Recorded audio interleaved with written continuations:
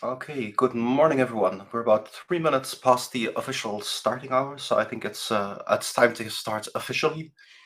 Good morning. I'm your host, Hans Jol, this morning. I'll be the webinar again for the session today on personal data management and on altruism. So we have a very interesting topic lined up for you in the context of our data governance webinar series. Maybe a very quick introduction for those of you who are here for the first time as part of the Data Europa Academy sessions or who missed the previous sessions. So Data Europa Academy is basically a series of webinars where you can learn about big upcoming trends, recent evolutions, important new initiatives in the context of open data and open data sharing. Um, Topics that are related to sort of the traditional open data and public sector information context, but also some topics that are a little bit more tangentially related, issues of intellectual property law, artificial intelligence evolutions, data spaces, basically anything that might be good for this community to know about. Me personally, I'm Hans Hugo. I'm a part of the team supporting the Data Europa portal with a legal background, but in the context of these webinars, we try to keep a little bit of a more an open perspective and look a little bit at more recent evolutions, recent trends, recent discussions that we all should be aware of. Um, Before we get started on the actual content, the usual rules of the game, they're the same as always. So, those of you who know them already can tune out for a moment. The webinar is recorded, as always. So the sessions are recorded and made available afterwards on the Data Europa Academy channel on YouTube. So you will be able to have a look at the presentations afterwards. You will get sent a link to the recording, and you'll also receive a copy of these slides. So feel free to take notes, but you do not have to take screenshots. You will actually get a copy of the slide decks afterwards. As I see that many of you have already once again discovered the chat to say good morning. As always, you can ask questions throughout the presentations. We will pick up on them during the Q&A session at the end of the webinars. So don't feel ignored if you don't get responses in the chat during the sessions themselves. It's not because we're ignoring the question. We will be picking up on all of them, but we bundle them together for the end of the webinar. And also at the end, you'll see there will be a QR code that you can use to evaluate the session, to give us an impression of what you liked, what you disliked. And also, as usual, if you have any requests or particular topics that you want us to cover in future sessions of the Data Europa Academy, we'd be very welcome to hear about those. You will already have seen that we have, again, an excellent lineup of speakers for you today on the topic of personal data governance, on personal data sharing, and on data altruism. So we have with us this morning, Mr. I'm sorry, I'm going to butcher the name Kai, but I'm still going to take a stab at it. Mr. Kai Kuikanyemi. That's, I think, as close as I can make it. Acceptable? Okay, that's acceptable. Who's with us today as a representative of the My Data organization. I actually have I'd say a day job. I don't know if that's the right way to phrase it. As an enterprise architect on customer data, CRM, marketing, payments, and hospitality. So you have very good operational insights on not the idealism behind data sharing, but also sort of, I'd say, the practical realities behind it, the concerns on how to make this work. Yeah, you're one of the advisors working on within My Data Global organization, and also in the Data Spaces Support Center, looking on architectural issues, and so how data sharing can be enabled and can be built in practice. So lots of hands-on experience. Next to that, we also have with us Mr. Manuel Portela, who has also double background. So you're a research associate at the Universitat Pompeu Fabra. And I think it's in that context, but you'll tell us more about that later on, that you worked on European research projects related to data governance, related to data altruism. We were doing a lot of research work on algorithmic fairness, responsible AI, and data governance, but also in the context of today's session, quite important, You are also the founder, at least co-founder of the Data Log Association, which is certainly the first, and I think today even still the only recognized European organization, European association, I should say, for data altruism. So we actually have a very good lineup of speakers who can give us some hands-on impressions, and I'll show you also that, like in the previous session, it's not about things that might happen in the future, but things that are very much happening today. And I want to give, before we dive into the presentations, I just want to give a very short overview of what we are talking about when we do a session on personal data governance, when we talk about data altruism, what sort of the background and the context is. So you might, those of you who were there last time, the others can, and feel free to review it on the YouTube session. If you were here last time in the previous data governance webinar, this series is all about exploring new ways of sharing data. Within this particular community, we're all very the concept of open data portals, making data sets available for download, for redistribution, either as static downloads or via APIs, multiple ways of doing that. But it tends to be very much all or nothing. It's not very granular. The data is available to everyone, or it's not available to anyone. It's yes or no. There's very little in between ground.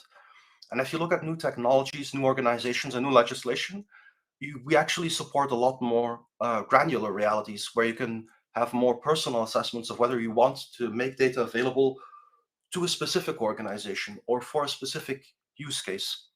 And then the last session that we held on 22nd of March, we talked a little bit more about B2B, B2A data sharing, so between organizations. We talked about secure processing environments and data intermediary services.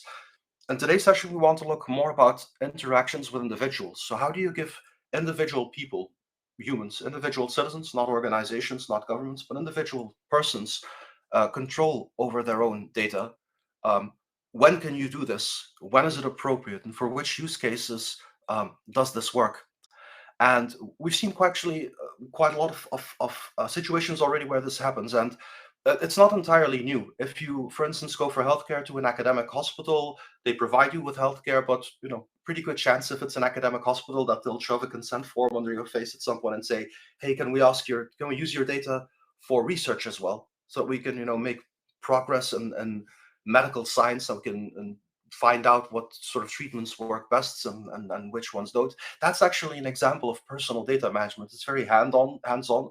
It's very old already, but it's one of the ways in which you, as an individual, are allowed to say, yes, I would want that, or no, I do not want that.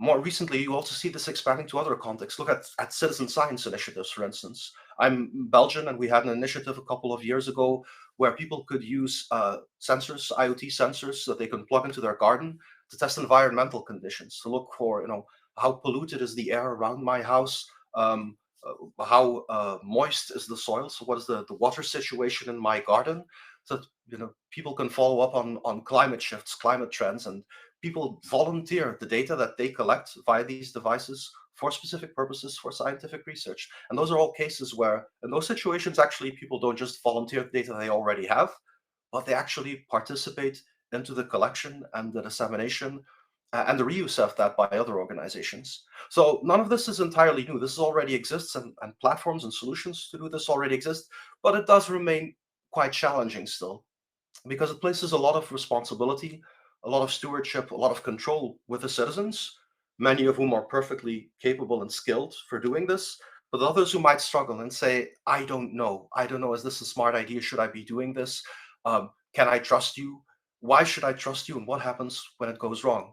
And that is basically, in a nutshell, what we want to talk about today. What are those situations where personal data, individual data, can be shared and can be made available with other people? I'll wrap up my introduction now because, like I said, we have some very interesting speakers with us today who can talk us through some of these current trends, what they are doing, what already exists. And I think, I'm very optimistic about you all learning and seeing that this is not just some strange ideas about theories that might be implemented in the future, but solutions that are actually available to us today. So having said that, I'll pass the floor to our first speaker, Kai, who can talk us through a little bit what he's doing with my data, many of you will have heard of the organization already a little bit, but Kai, you can explain us a little bit what you're doing and how this helps personal data management. To the audience, enjoy the session. And again, if you have questions, please feel free to put them in the chat. I'll collect all of them. We'll have a Q&A session after the two presentations where hopefully we can get back to all of the questions. Kai, the floor is yours. Thank you, Hans, and really nice to be here with you today and have this presentation. So I'm very much sort of the dearest thing in my heart, sort of to focus on advancing what we call human-centric personal data management. So there is a lot of personal data usage, of course. It's been a big topic, and big internet companies are very much processing our personal data. But how do organizations exchange the personal data? There are actually a lot of that kind of thing is already happening, especially, for example, in the marketing domain. But this is not human-centric. It's not fair. It's not really transparent. So we've been seeing for quite some time already that these things need to change, and there are possibilities to do this right. And this is what my data is focused on. So the core idea is really that individuals should be in control about their data, about themselves. And our approach is really to strengthen the digital human rights when it comes to sort of how to do the personal data management, how that is actually really an empowerment of individual and an essential part of how we should be able to dictate about what's happening and how ourselves and our identities are manifested in the digital realm. But it's also important to understand that this is not in my data, we also are sort of proactive and progressive in a sense that we believe that there is a lot of things that we can do right and benefit society with the use of personal data. Whether it turns into the benefits of individual or whether that is something that benefits different kind of societal public common use cases like healthcare or sort of doing certain scientific analysis and so on. So there is a lot of good things that can be done with data and with data sharing, but it's important that we do it right. So for that reason, we have this slogan of make it right, make it happen. And in the core of the sort of practices and how we operate is really that we have the sort of our sort of foundations that we want to build on top of the current legislation, but make it actionable. That there is actually a good bunch of legislation already. GDPR is very good legislation, and we've seen how it's been adopted across the globe. But now there's a new wave of new data-driven legislation coming in EU. Digital Market Data Act and DGA, Data Governance Act, which is very much related to the intermediaries and the altruism organizations that Manuel is going to be presenting. And we have been very much involved in the sort of helping also companies to understand DGA, and also earlier on in helping Commission to understand the benefits of developing such legislation. But we want to build on that, so it makes this legislation really actionable and available, and in this way do the sort of data empowerment on top of the data protection. But what is important that it's not really easy for individual organizations to do these things by themselves, because data sharing is not sharing data between sort of in a closed context or in platforms, but in an ecosystem. And understanding how the ecosystems will be developed and what kind of data sharing ecosystems will be coming in the future, it's an important part. That's where the businesses are. It's a sort of ecosystem game in many ways, and the structures that are now coming, that the data is sort of realizing the sort of data collaboration between businesses and how the value is sort of realized between the interaction of businesses. So that it's in many ways it's a very important part of the realizing the digital collaboration between organizations. So the ecosystem perspective is important, and that's why we are also promoting open ecosystem approaches instead of closed ecosystems, because we believe that the human has much better empowerment and capabilities to manage their data when the ecosystems are open and scalable. For example, one aspect there is that in the open ecosystem, you have possibilities to choose your service providers instead of being dictated. There is a one single service provider in a platform, and you do it either there or then you don't use the platform at all. So we believe very much in an open ecosystems where individuals have options on who is processing their services or who is the guardian of their data. The sort of my data logo also is sort of respecting the sort of idea that we individuals we are linked to many multiple different kind of ecosystems, and it brings a lot of value when the data can be shared across these ecosystems also. And we want to really promote the idea that when the data is human-centric, data management is human-centric. In practice, this means that, for example, individuals have a good and fair means to do data sharing consents and in general understand and read their data, even sometimes carry on their own data. This is also the best approach for businesses. So the ethical and transparent approach brings trust between individuals and organizations, and ultimately with the current legislation, which is very much focused on consent-based processing of data. This is the attractive, most business-wise also the most attractive option for companies.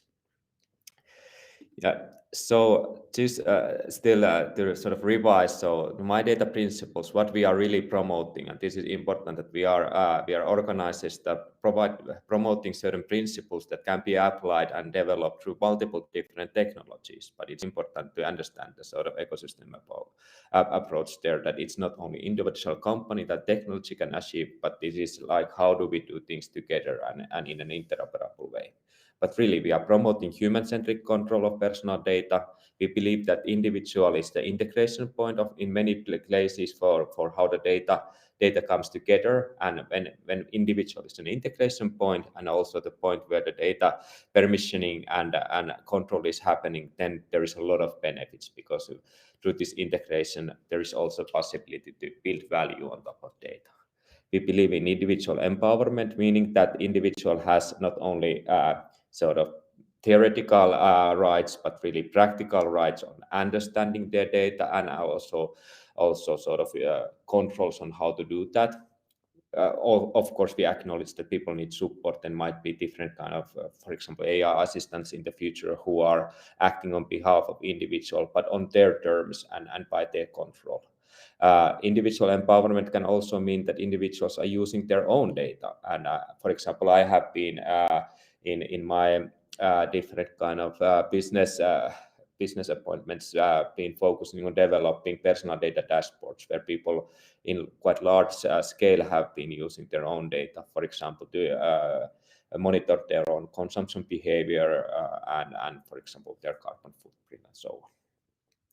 We believe in the portability. Data is not consumed. It doesn't vanish when you are using it, but it's actually more you use it, then it usually the quality becomes better and it's even more reusable that way.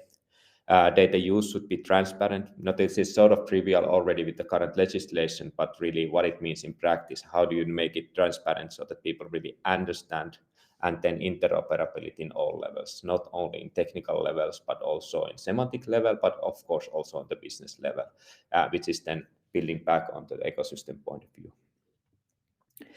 So my data, like mentioned already, this philosophy and sort of principles that I showed, it is a movement that's been around already for 10 years and more, but we have now the foundation for where the My Data Common is rooted is the My Data Global as an organization. So we exist to enable this philosophy to really succeed and spread and be sort of resource in order to do the activities, and we have we had the sort of people in our association guardians of our declaration and promoting it in different ways. We have multiple communities and knowledge sharing groups, either locally, we have local hubs all across the world, and we have also this kind of thematic areas which are focused on specific topics. I could actually jump a little bit into the history of my data. So you understand, like Hans already earlier mentioned, that this is not just fantasy, but it's already realism that we've been around for some time, and there are a lot of companies that are applying our principles. So our story actually starts in some sense already in 2012 when there was an Open Knowledge Festival in Finland. And there was a group of people, me including, we were coming together to think about, so how should the open data philosophy and open data principles should be applied in personal data management? Because we already, of course, at that time understood that individual data, personal data cannot be shared with the same principles and practices as an open data, but the open data thinking and open data ideas are in many ways applicable. So we started developing the idea, and we initiated a chapter within the Open Knowledge Finland focused on personal data, and then we named it as My Data chapter for open data. And then we got a lot of support from Finnish government, Finnish Ministry of Transport and Communication, in terms of sort of promoting the idea and enabling us to set up the sort of industry network on this topic, and also funding to start writing a paper that it explains the approach. So 2014 we wrote a paper which sort of explains the sort of how to apply open data principles and human-centric thinking on personal data management. And through that, we started growing first in Finland, and then we published an English paper which reached out quite nicely. And we were actually quite surprised that, okay, there are a lot of people who have been exploring the same topics and things a little bit aligned. And then we managed to gather a nice community, which we then span into the global conference series. In our first conference, we had more than 500 people attending in Finland on this topic, and from there the global community was born. And now we have we have been running the My Data Global as an association since 2018, and we've been growing steadily on both in terms of our community, our members, and our impact.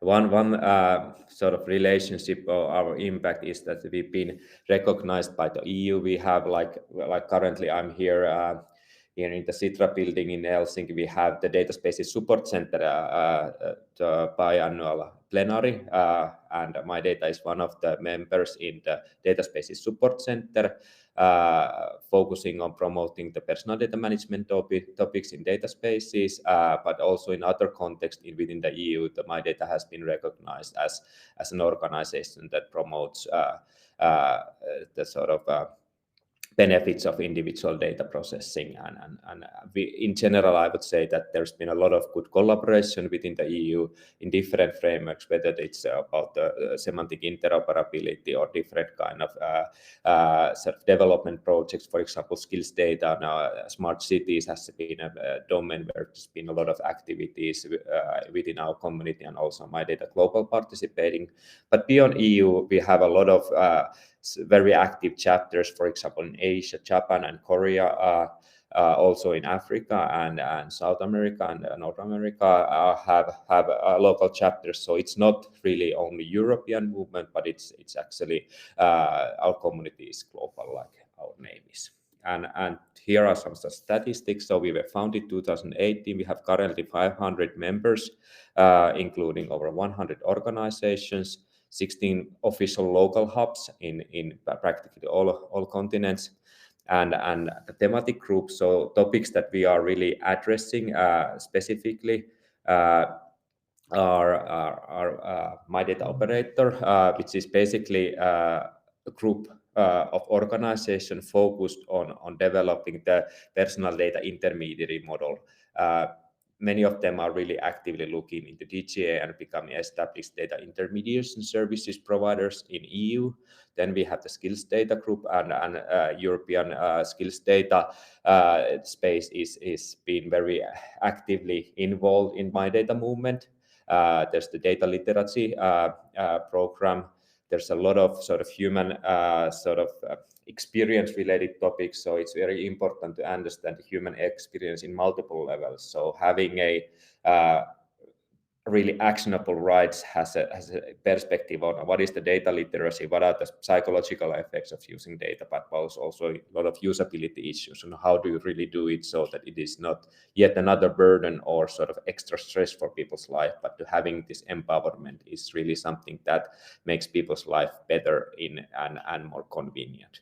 Health is perhaps, like Hans mentioned earlier in the intro, so different kind of health data use cases have been there for personal data sharing, have been there for some time, but there's a lot of potential in expanding the health data, personal data sharing use cases among the health data, whether you're talking about, for example, rare disease or very everyday life sort of convenience within the health data processes. So this is perhaps of all the sectors, the health data is the most active. But then it's good to also understand that we have a sort of quite sort of individual as such is not a simple concept.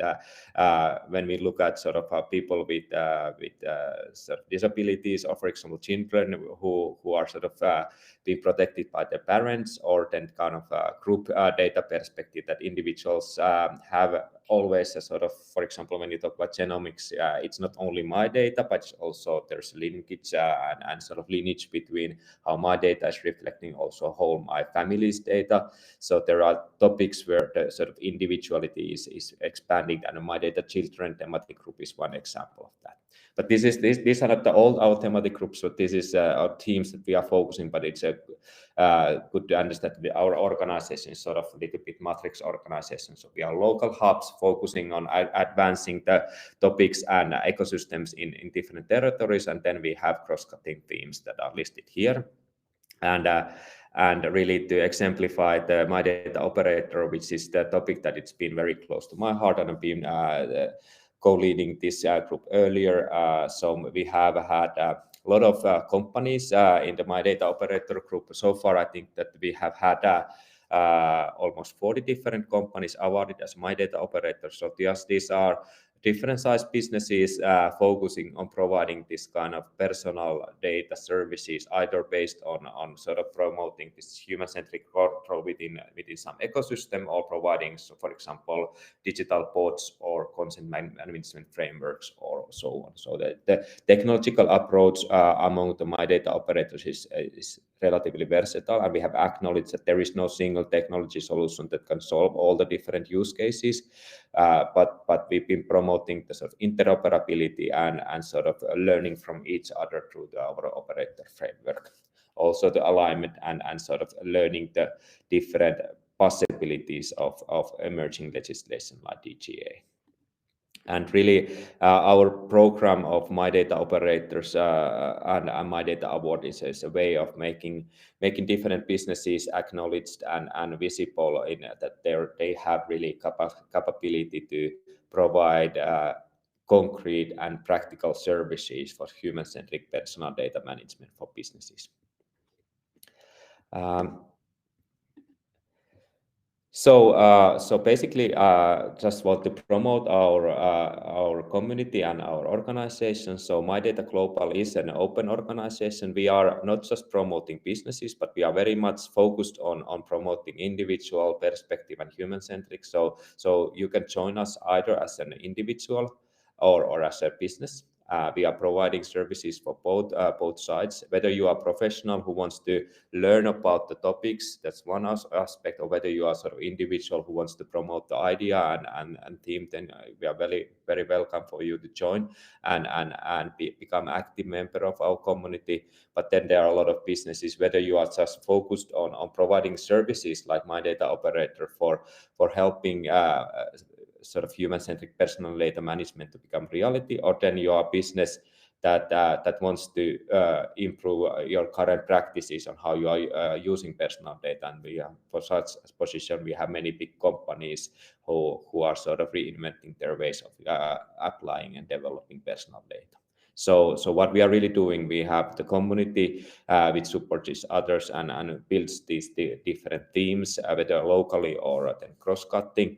then we have a lot of policy involvement and in interaction with the policymakers, and we really believe that the sort of trusted ecosystems and environments are done in a public-private partnership. So companies only can't solve this thing, but public organizations and legislation only either is not the solution, but we need to really find a good collaborations between public and private companies, and we want to facilitate this kind of collaboration.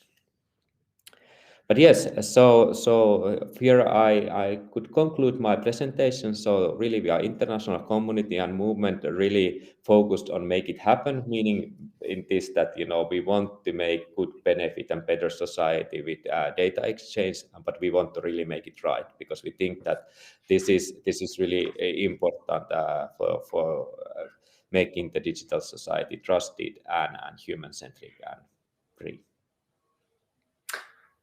Thank you very much, Kai. That was, I think, a very interesting overview on so the breadth of the topics that you need to deal with and the breadth of the issues that My Data as an organization is dealing with. I thought it was very interesting to see also sort of the more network-based logic that you have, in the sense that you say, well, we have these different communities which have their own sensitivities and their own interests, and since there isn't the principles are common, but the way that they impact different organizations and different types of data sets is very different. The way you deal, for instance, like you mentioned the example of genomics and dealing with children, that's obviously that's poses some very unique challenges that you don't have in other contexts.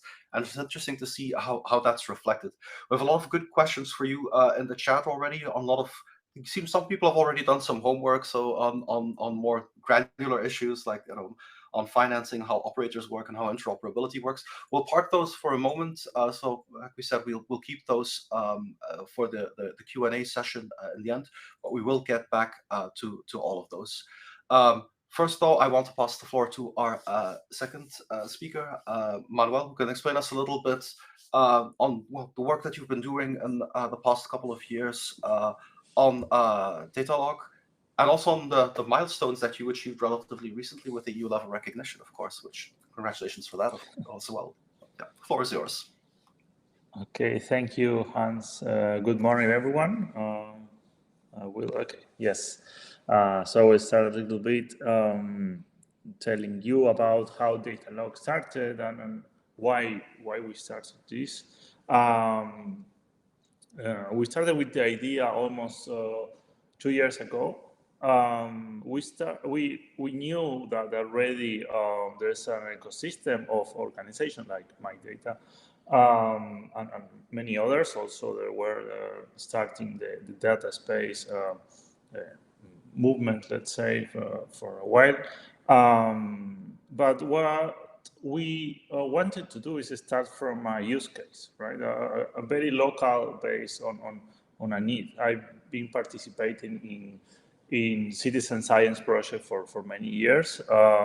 So my experience was that much of the data used on this project, when the project ends, tends to disappear or being for a while around the internet, and then maybe likely disappear somehow.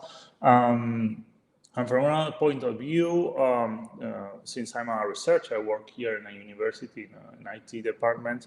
I'm also a geographer, so I'm very interested on cities and explain how cities works.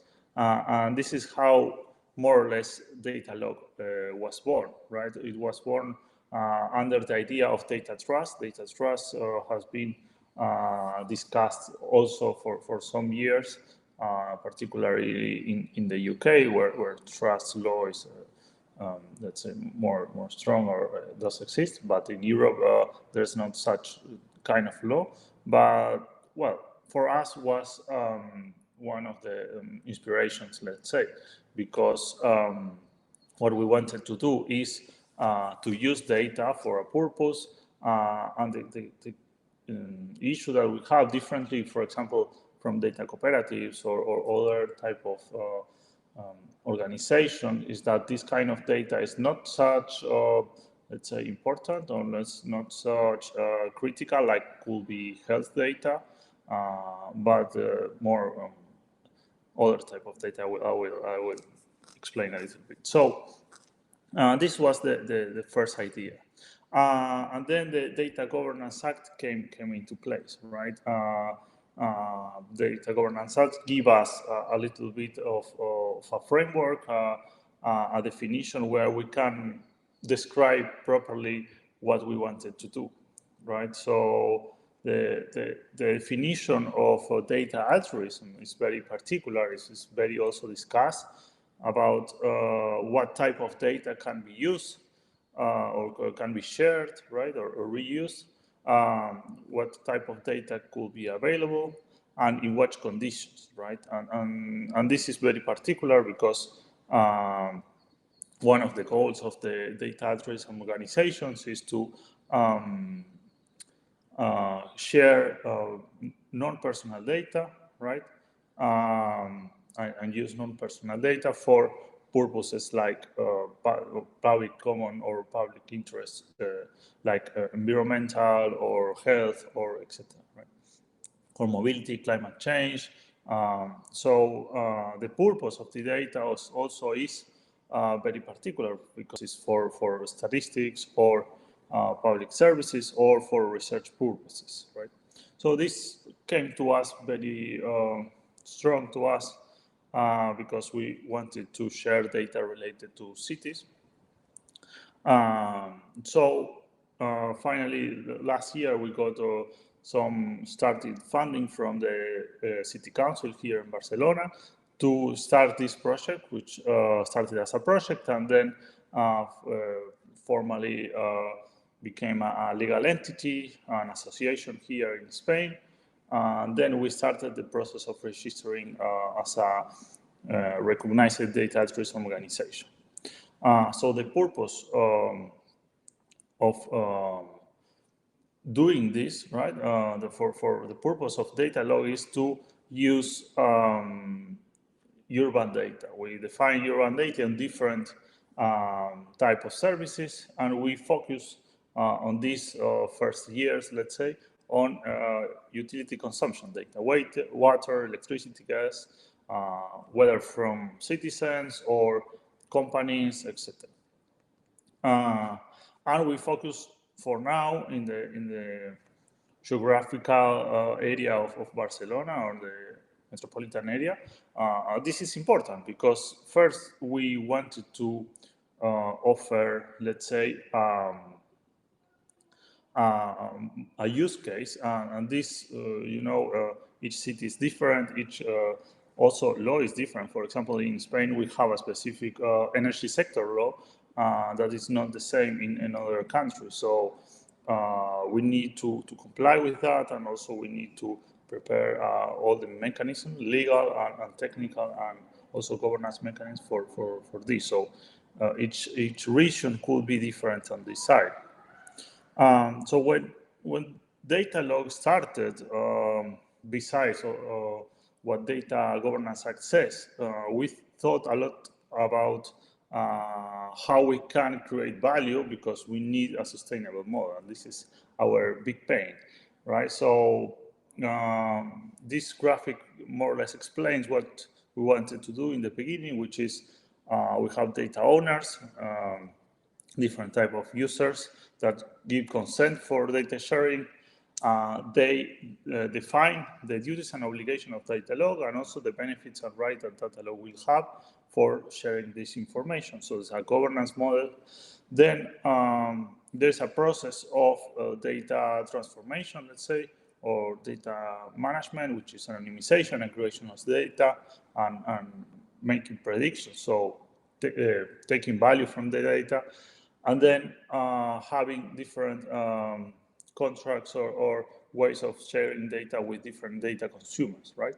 From human rights organizations, research centers, or public administrations, also companies, etc. So, but the problem was if we have people that will give data, what they get in exchange, right? Because we can have an altruism purpose of, okay, I will give you my data, but at the end, this requires some effort from my side, and also giving my data that I don't see the value on this, right? So what we thought is we need to give something to people in exchange.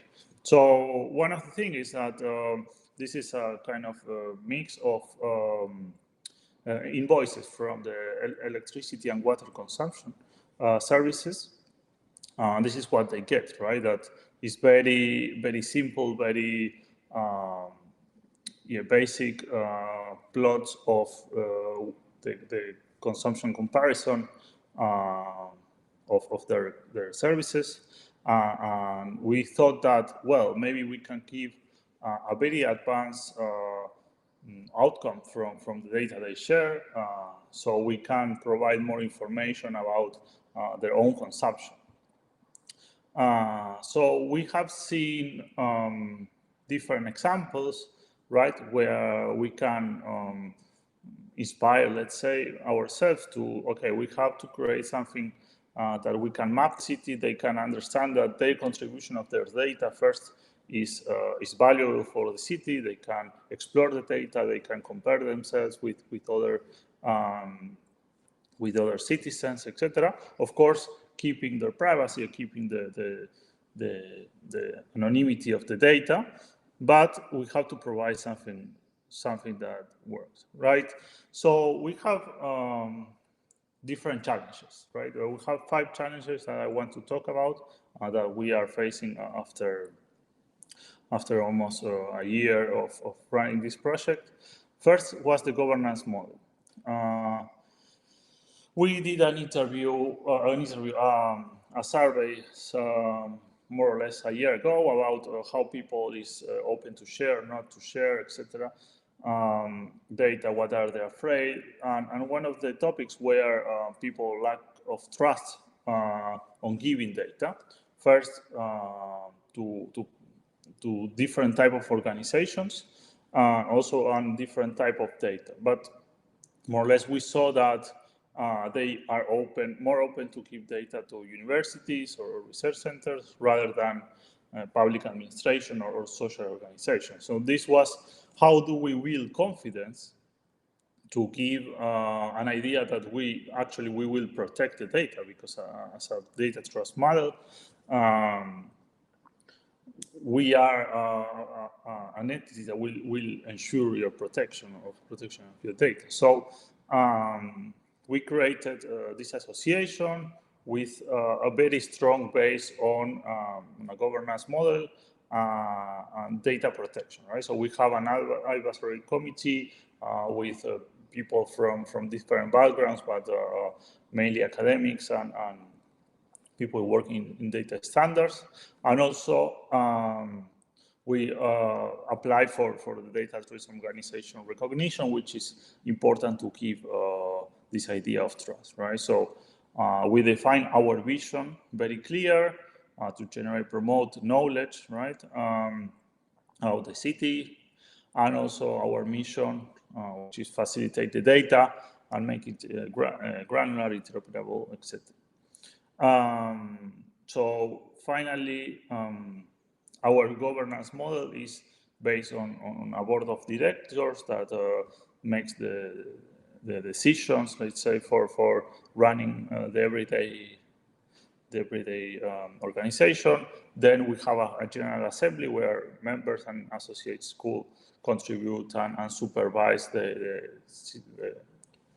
the organization is doing well and bringing new ideas. And then we have our data protection council or assembly that these advisors supervise all the protection. We also have a data protection delegate, of course, and then we want to have a citizen council in the near future.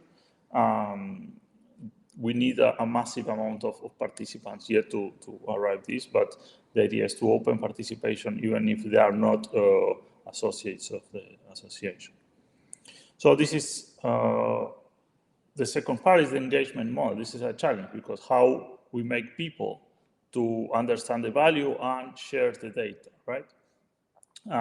So most of the people don't see the value on this. We find out that, for example, for people don't even understand what energy data is, or how energy is measured, why it's important, etc. Right? So usually people is care about their bills and how to pay them, but not actually understand them. So we understand that it's very difficult to engage people if they don't see value here. Also, they don't have time and skills for learning how this. So we are working a lot in a pedagogic way of communicating these problems and engaging them more in a general way. So the second issue about this is that the Data Governance Act puts some limits on what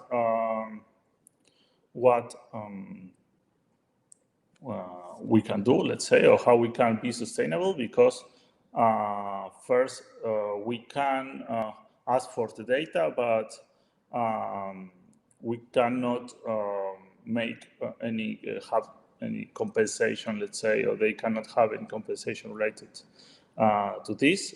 So it's kind of a limit for us.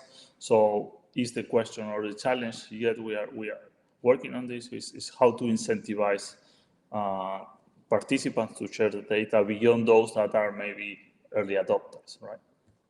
So we have different models for offering, for example, statistics about their consumption, comparison, also on an individual level and a collective level. And now we are running this, we started this week with a public campaign. So people, it's a massive, let's say, campaign with the media, etc. So we hope that we start collecting much more data from now on. And then if we want to collect data, we need consent, right? And this is a very key issue about the GDPR and data protection, because as we are using consumption data, we have different law that applies. For example, the energy sector law in Spain, as I said, it makes available data for commercial companies, but not other purposes.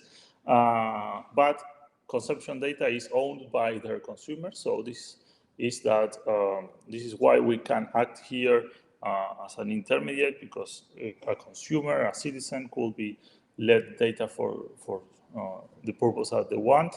And also the environmental law mandates access to relevant environmental data, which is consumption maybe is not from the environment, but can have impact. So as an interpretation, this data could be considered relevant environmental data.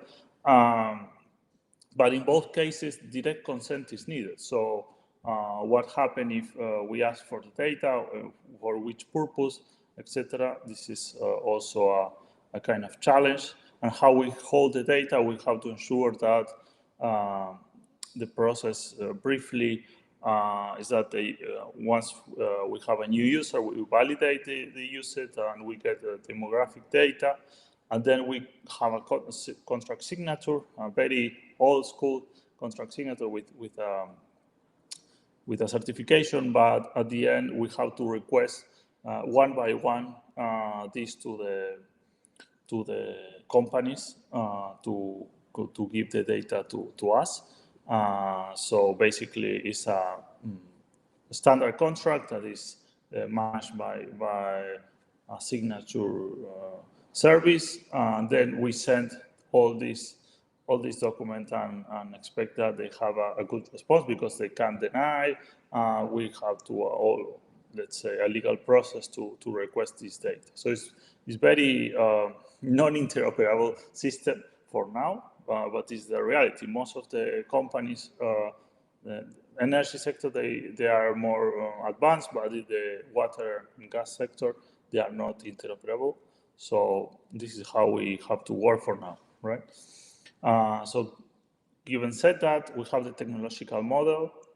What happened is well, we have to ensure privacy for some way with a robust method to show, because the Data Governance Act, as a recognized altruism organization, they request us to inform every year what we have done with the data, who has access to the data, etc. So we need to keep track of this, and this is a challenge because we have an internal process, let's say, of data management for processing and anonymizing, etc. But we have also to set up a form of data governance where the user, the consumer, can see which data is on our system, which data can be shared, for which purpose. So we want to develop, let's say, a more advanced data management system.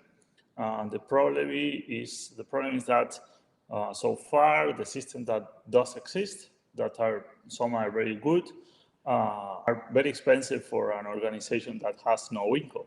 So this is a trade-off. Like, okay, we want a lot of stuff, a very advanced management and communication system, but we don't have resources for this because we are limited on our budget, let's say. And also we want to integrate into data spaces. We are evaluating different connectors and ways of making it interoperable, because here we see a value as a data trust that could share data with other entities within the data spaces, and represent, let's say, these consumers into the data space that may have no resources and may have no way to share the data. This includes not only citizens, but also small companies or other organizations. And this comes to the sustainable model. So if we need to have all this infrastructure and sustain this, maintain these systems, we need an economic sustainable model. So in the beginning, we have different ideas of having incomes, right? From membership to donations to consultancies, etc. Some are possible, but some are now limited by the Data Governance Act.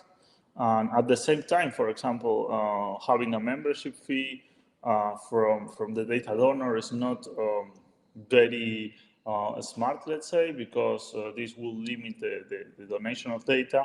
And as I said before, it's very difficult that citizens donate data because they don't see the value, much less to pay for this, right? So we maybe have to, well, we are working now in this model because from time to time we will stop receiving, let's say, funding from research or funding from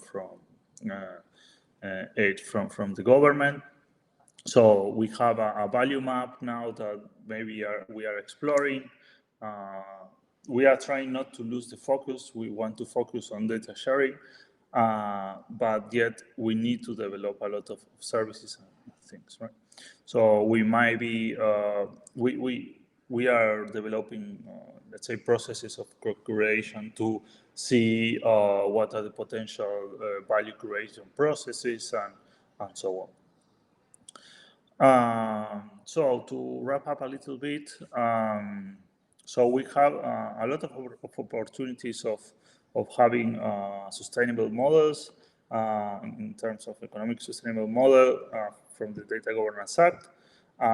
We are also expecting to work a little bit in the consent form, and this is something that should be released soon. I understand from the Data Governance Act. I think it was 18 months after the put into service the act. So this is also important for us because it will be a way of being validated and not working in a let's say non-standardized consent form. Then we need to define affordable technology stack that allows us to do a lot of stuff. maybe partially open source, maybe not, but we can we need to find the way on working on this that is not very expensive for working, and also for us it's very important to learn these lessons and try to share with others to allow another data altruism organization to appear, because this is also a very important struggle. So we have to we hope to find a way so others could do the same with the cost that we are paying now for being the first, let's say. So we want to integrate interoperability as well. So this is maybe a concern of many of you.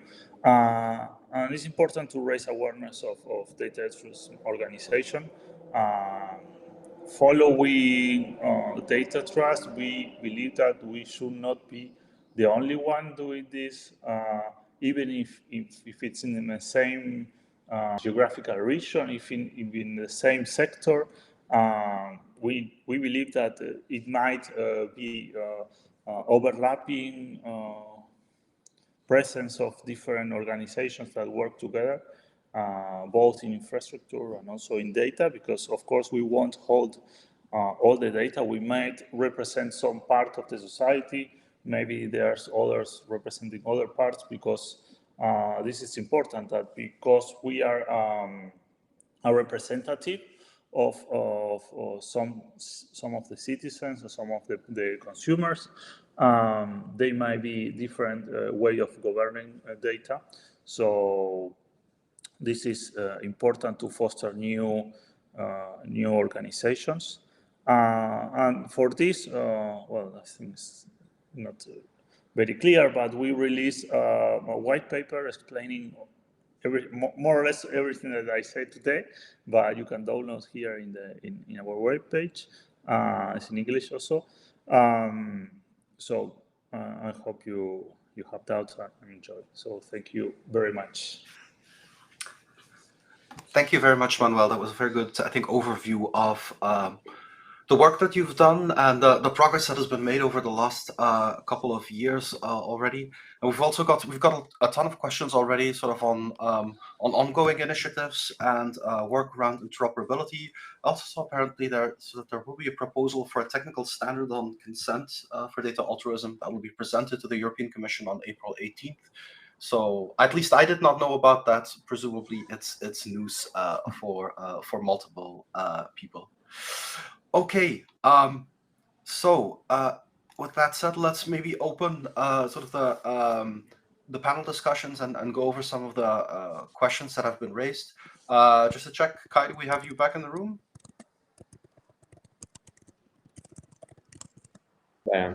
There you are. Perfect. Okay.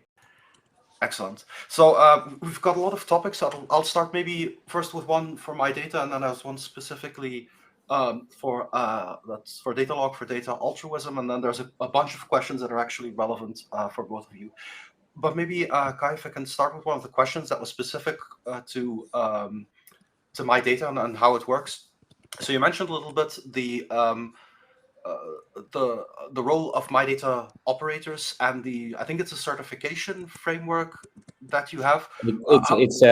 It's not really a sort of similar certification that you would have a certain specific technological standard, but it's a sort of alignment to the principles. So we have a sort of principle process attached to a peer review and review that they apply with our principle.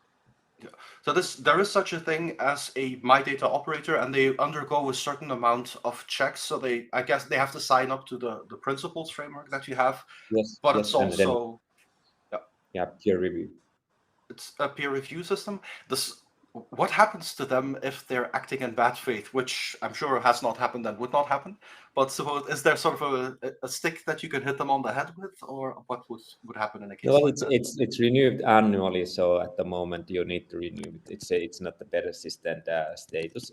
We've been revising the program, so it's been developed annually, and there were some questions related to DGA and how that links to the data intermediation service. So during the evolution, we started the program before the DGA, and we've been actually scanning and evolving the sort of aligning examining what the operator work is done and how it's sort of structured and how the DG has been evolved quite much all the time during the progress, and many of our operators are looking for the DGA, but not all. But there's a good collaboration and communication also towards the Commission on this topic. So we see the DG as an enabling legislation, and want to make it actionable and sort of one component in the whole big picture of different kind of how the legislation and the actual realization and implementations come together. As there is, it's indeed the work that you started is already quite a lot older than the Digital Governance Act, and there is sort of a convergence, not exactly in the sense that will end up being one single initiative or one single strand, but the My Data principles do have to evolve a lot to keep track of. I can imagine for a lot of people also in this particular webinar, they might say, okay, so My Data, is it a part of the Data Governance Act? The answer to that is no. It is older. It predates it, but there is a link, and then there's the data spaces evolution that comes into that as well. So well, I can reflect on a little bit on that, since like we've been heard quite much on when the development of DGA. So there was a sort of good interaction with the Commission already in the development phase, and we're still in an interaction. For example, we are organizing among the data spaces support center thematic groups a workshop together with Commission people on Monday on the data sort of intermediary topic.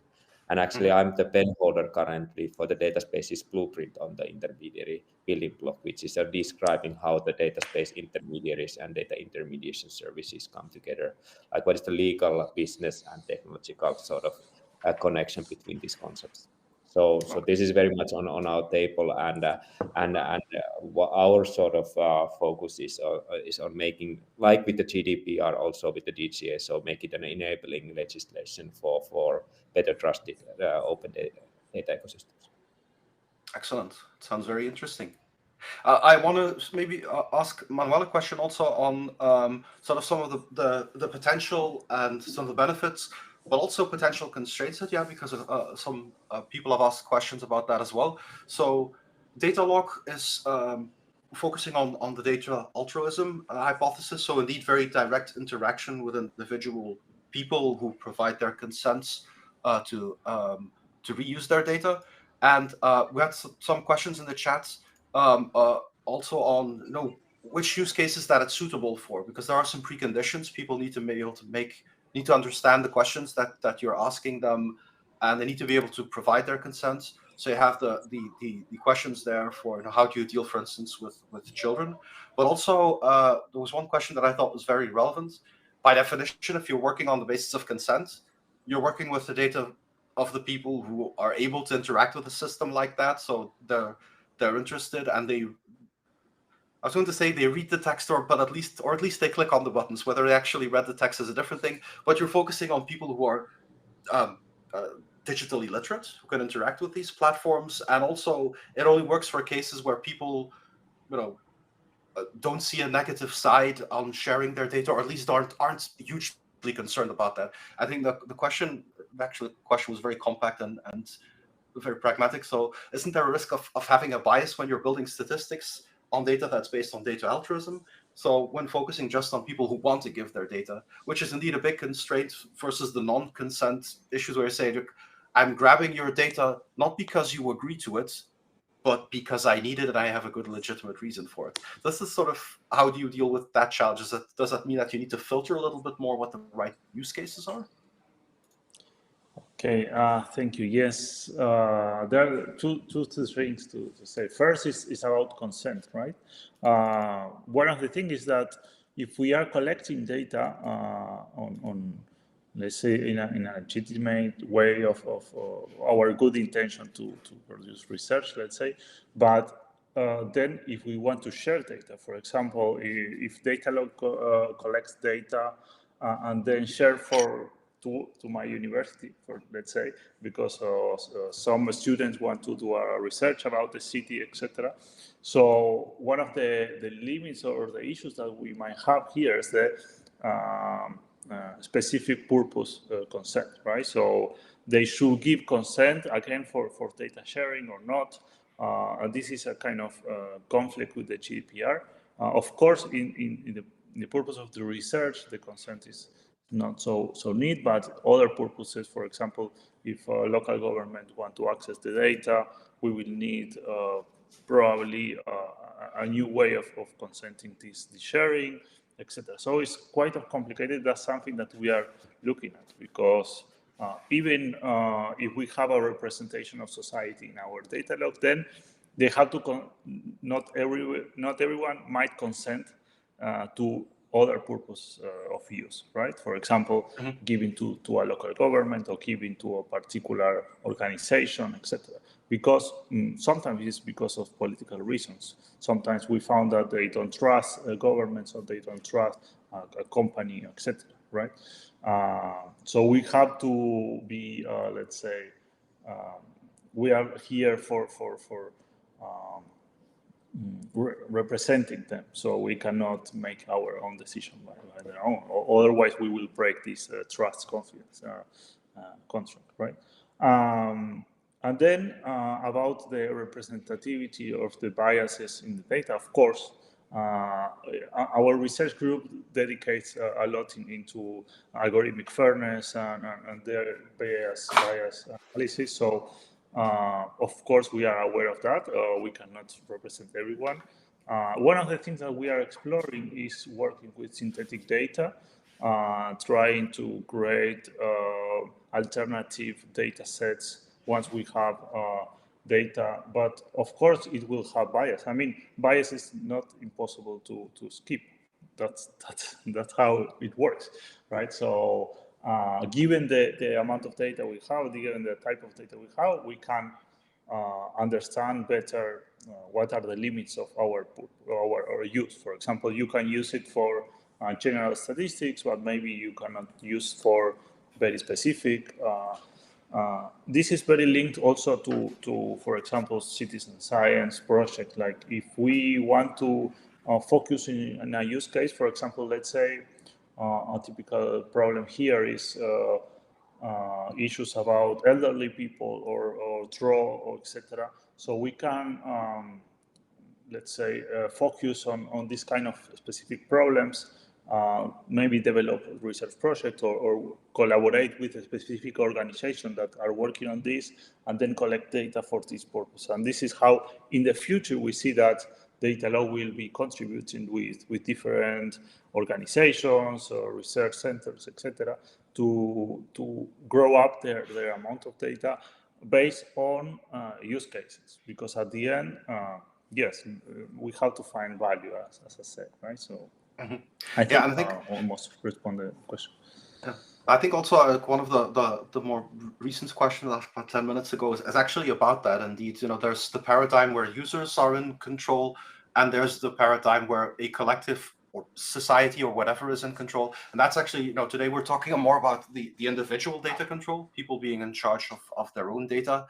There are also cases where you say, indeed, here it is not necessary or appropriate to ask for individual people for their permissions. We just do this because it's a government and there's a legal basis, or there is a crisis. There are different reasons for it, but there are different situations. And I think fair to say, with the work that you're doing with data log are indeed about those situations where it is necessary or appropriate or beneficial to interact directly with people. It's not saying this is the right solution in all cases. We always need to ask for people's consent. It's just in some situations, yes, you do. And in those kinds of situations, the way that data law works is one of the right ways to do that. Mm-hmm. And I had a second. Well, let's start with one topic that's where both of you, or both most presentations, people ask questions, which is the one that always comes back: money. So who pays for these things? Because everything needs a source of revenue. Who pays for that? So I think I have actually two questions for both of you. First of all, indeed, the very direct one: where does your funding come from? And the second one, which is something that comes up occasionally, which is individual data monetization. Whether that's a no-go to begin with for you. It's basically people saying, "This is my data. I want to be paid for it. So you can reuse it, but I'm not giving you my data out of altruism. I expect to be compensated for it, which it's not unheard of. I've had that discussion, I think, in the context of pharmaceutical research, which is one of those typical issues where people say, well, I do want health research to be, I want to provide my data for scientific research, but also scientific research might end up in a pharmaceutical company making a lot of money. And if that's going to be the case, I'd want to get paid for it.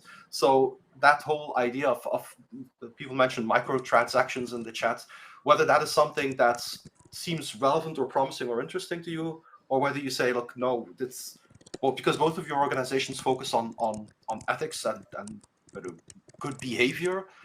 I was curious to hear whether how you see the role of money or in that as well.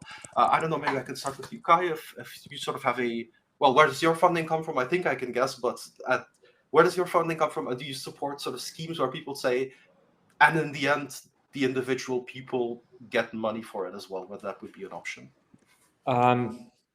Yeah, data, we call it data monetization, or sort of using also sort of paying for individuals for data donations. And this is been one of the hottest debates in our community, even in the board level, so that should we make an explicit announcement of whether we agree with this kind of business model or not. And there are a lot of community members who are really against this model.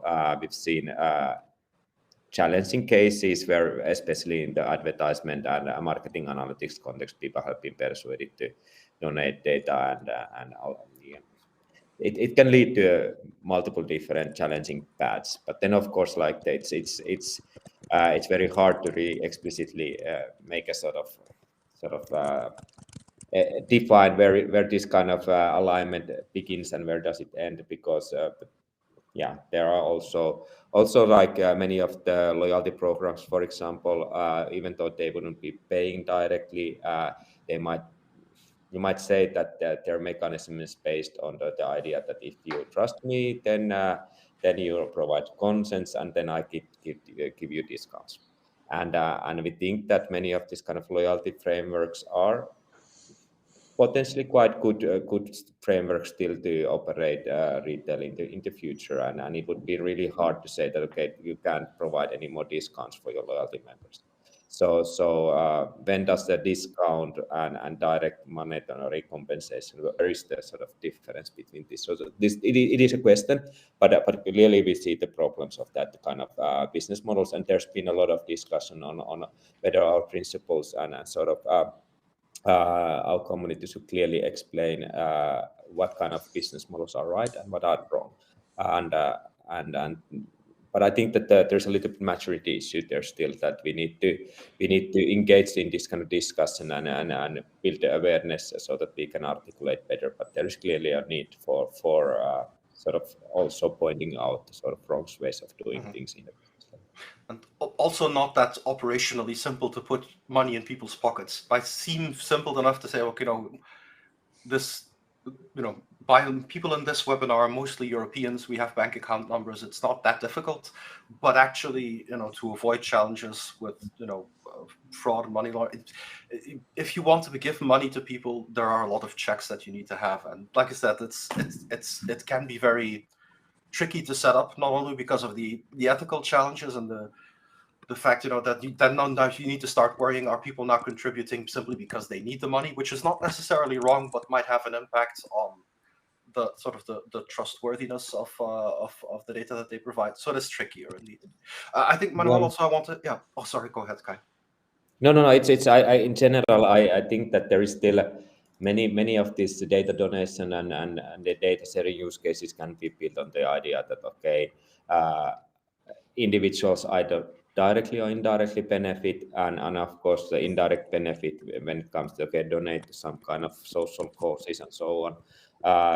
That is then a little bit political issue, and then we've turned into sort of new social realm of discussing about the politics. But I honestly, like, this is my personal opinion, I think that when we are dealing about the sort of principles on how do you do data sharing and how do you build new data ecosystems, it is a political issue. So we shouldn't be too shy about it. Often in digital domain, people are a little bit sort of want to take distance on the political topics and present some stuff sort of neutral in terms of value. But this is very much a sort of values and politics type of topic ultimately. I think maybe then I'll pass that question to Manuel as well. Also because for you, question one indeed, where does your money come from? Where does the funding come from? I think the second one for you is probably simpler. It's like, would you allow people to monetize the data? Actually, it might not be, because if I remember it correctly, as a data altruism organization, you have to be a not-for-profit, but probably even for people donating their money, it has to be altruistic. And if they're saying, I want to be compensated, well, actually, even then you can still get a discussion saying, are you trying to make money, or are you trying to get compensation for your expenses? One might not be a problem, one might be. I'll pass the floor to you. So how does that work? I mean, first, we are funded in the beginning as a project before being the association. We got funding from the city council, like innovation, urban innovation fund. And then the university puts on some of their money. But basically is to pay out for our time. I mean, it's also a research kind of, right? Because researching data governance schemes. But then this is one of our big pains, like how we will make money, right? So we have, of course, public funds or donations from different institutions, etc. But also we are looking for more sustainable ways of funding. And then we are exploring on that. We hope to find a way soon, let's say. But then we have the issue about what to give in compensation for people, for data donors. Right? As you say, we cannot pay because this will be a data intermediation service, not a data altruism organization. One of the things that we discussed in the beginning, I think, was what happened if we engage, for example, with energy companies, and we offer a discount if they donate, right? Responsible enterprise could do like engaging in a way of giving a benefit, or what happens if they have discounts or benefits in some way in the city, etc. Right? These models also were explored a lot, for example, in mobility, right? For promoting bike sharing or something like this. Personally, I don't think it's will do a big change. I mean, we need a cultural change on how data is important, etc. But direct benefit for the donator, I think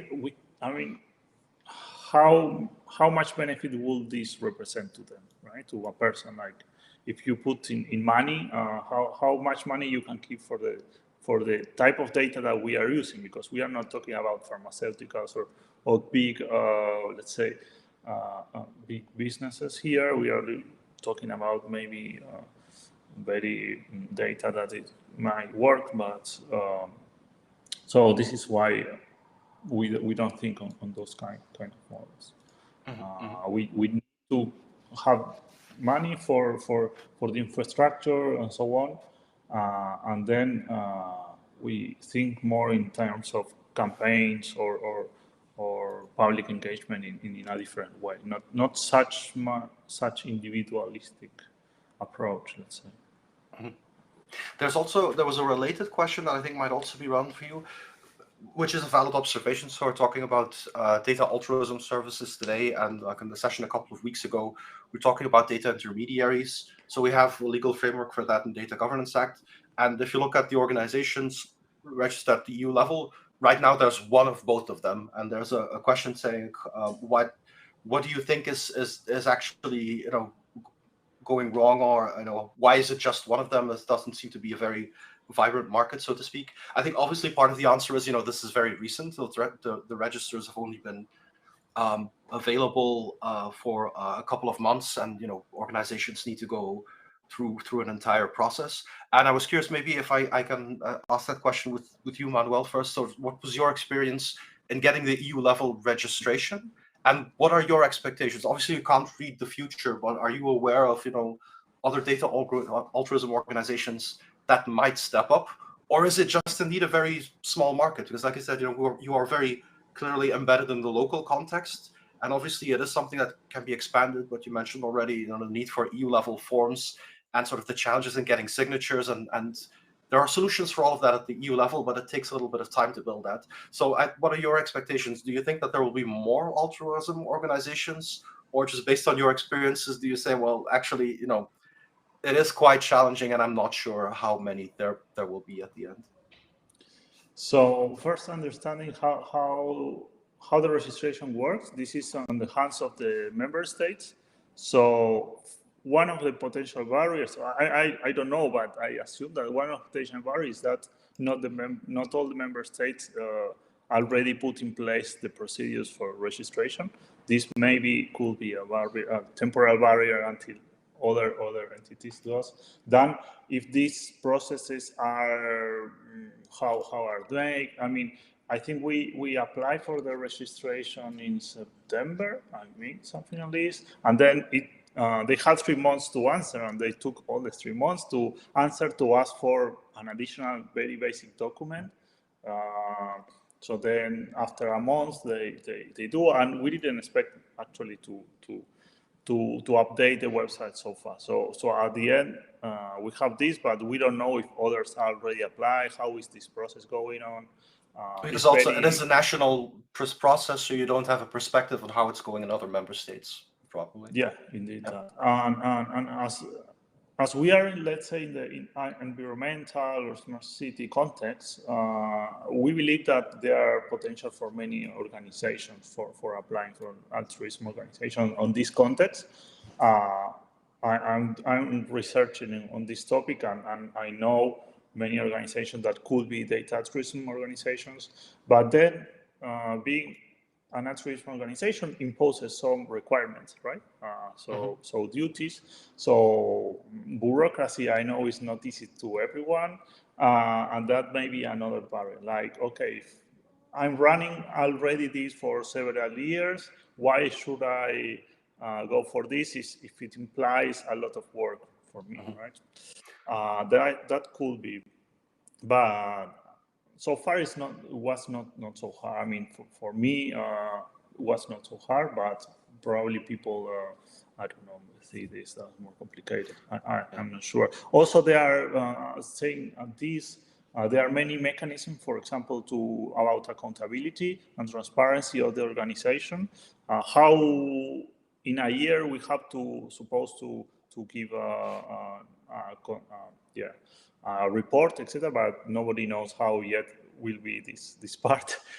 So this might be another, kind of people could be afraid of how it will be.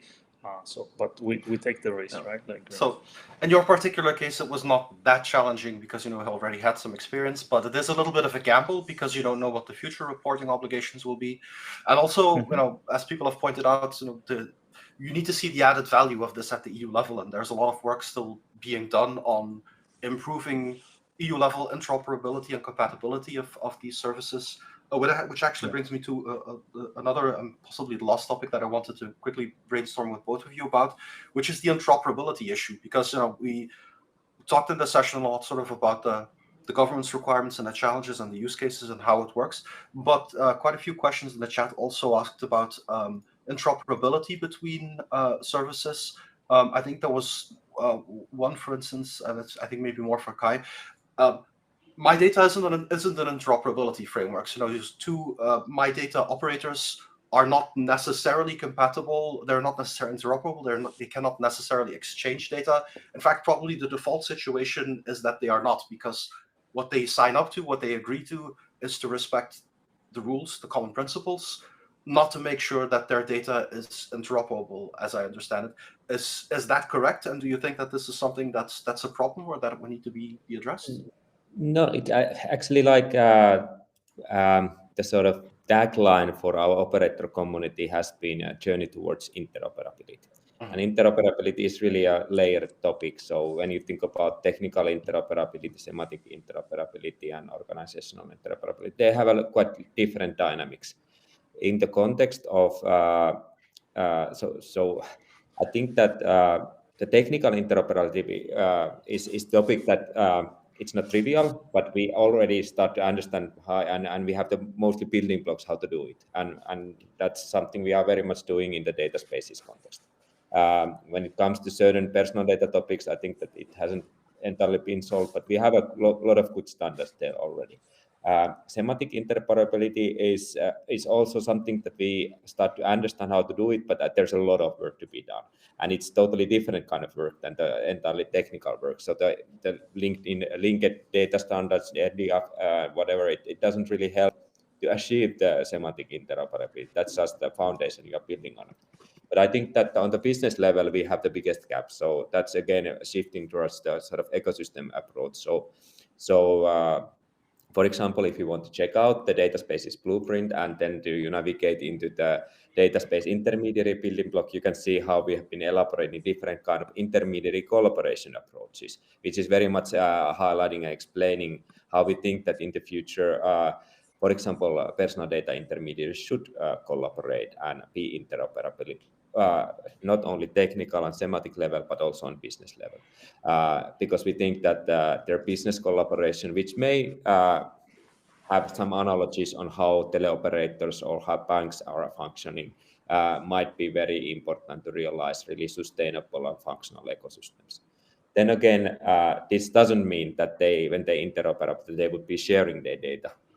No, it's in essence, for example, many of the data space, the personal data intermediaries are not actually even transferring data. They are not even storing the data, but they are just focused on providing concept management capabilities. So they might be just there in sort of managing and facilitating, orchestrating the data exchange, but the data exchange might go point to point between organizations. So that's one scenario. But anyways, even whatever is the scenario, whether it's a sort of bot or PDS based or something else, of course, there needs to be a sort of consent or other sort of permission that grants the data sharing. It's not feasible to do it based on only technical interoperability. I think indeed interoperability is a very sort of multifaceted, multi-layered discussion. I think also this is I think there'll be sort of a natural integration period right now between the discussion around data intermediaries and the data spaces topic, which within one single data space, because it is thematic, there's both a bigger need and a bigger requirement for systems to be interoperable. So probably this will be a big driver at the European level as well, to work on issues like technical interoperability, semantic interoperability, making sure at least that the data can also be understood at the same level. I'm conscious of the time. It's already 11:30, so I want to do what we usually do. So both of you sort of the opportunity of providing a reflection, maybe a wish for the future, because you're both, I think the sort of the common element that you have is that you both already did quite a lot of ground laying, foundational work and building these systems and making them work. What do you think would be sort of your main wish to scale these systems up to the European level? What would need to be done to make your work sort of impactful or usable immediately at the European level? And you can include things that are actually already there, but maybe just need to be understood better, or things where you said, look, nobody's working on this enough yet, so we need the EU, or we need a professional organization, or we need companies to do more work on this particular topic to make sure that the stuff that we've put out there, the creations that we've built already, that those can be adopted more easily. I'll start maybe with Kai. What would be your sort of your wish list? What would be on your priority list for the work from My Data to be even more impactful than it already is? Yeah, no, already sort of priority that what is on my plate is to really elaborate and enhance and sort of promote the ecosystem perspective. Like I've said it quite a few times already in this presentation, but I think we need to understand what kind of business ecosystems are unfolding. We want to have an open ecosystems, but it's really sort of important to understand the business value and the business collaboration. and different kind of rule books and collaborative business models are very important. And even though the technical and semantic collaboration can be achieved with other means, I think that the sustainability and the really impact on societal level comes only if we have appropriate service and business ecosystems functioning on top of these things. It's ecosystem thinking, basically. People need to understand that they are part of a bigger machine, but they really need to understand the need to interact with other stakeholders. Yeah. Okay, and for Manuel, what would be your main wish list for Data.lo? Well, maybe I think to accomplish our use cases would be a nice way of arriving. Maybe I present these 5 challenges. We have a long path to tackle them. So I would say that this and one of the big wishes is demonstrate that this kind of model works, this kind of data altruism works. And we hope to be able to share all our knowledge to help others to accomplish the same, right? Easily, we found that if you are not so very technical and dedicate much time on this, it's really hard to start from the ground. So we hope that there's more easy ways to start sharing data rather than what is going on now. I think that's a good perspective as well, to see, the technology is there, the solutions work, and people need some time now to get familiar with them and to see the benefits there. Mm-hmm. We're out of time, so unfortunately we have to wrap up right now. I think we've been able, hopefully, I think, to tackle most of the questions in the chat. So I want to thank both of you first, Kai and Manuel, for the very interesting sessions, very interesting presentations. I think it was, at least from my side, I understand a lot better the work that you've already done and the work that still needs to be done in the next couple of years. I think it will be quite challenging. We'll have our hands full still, but I think it's been good to show the audience a little bit what the possibilities exist already in terms of managing your own data and allowing people to control what happens to their own data. My thanks again, also as usual, to the audience for asking such interesting questions as always. So as usual, I didn't need to come up with my own questions. We could just build on the elements of the chat. That's also always very interesting and very fun to see. And a small advertisement still for those of you who are involved in research activities. Researchers, students, academia will have a very interesting session on the 10th of May, very operational one on using open data for your research, which I'd very much encourage you to join. And if you have any additional feedback, we had a suggestion in the chat already on future sessions. Please feel free to take a moment to complete the survey, and we will have a look at that and see if we can come up with new and interesting future sessions for you. Thank you very much, everyone. It was very interesting. Thank you both, Manuel and Kai, for the presentations, and we look forward to seeing you again in the future. Thank you. Thank you. Bye-bye. Thank you, everyone. A very good Pleasure. weekend already. Bye. Thanks.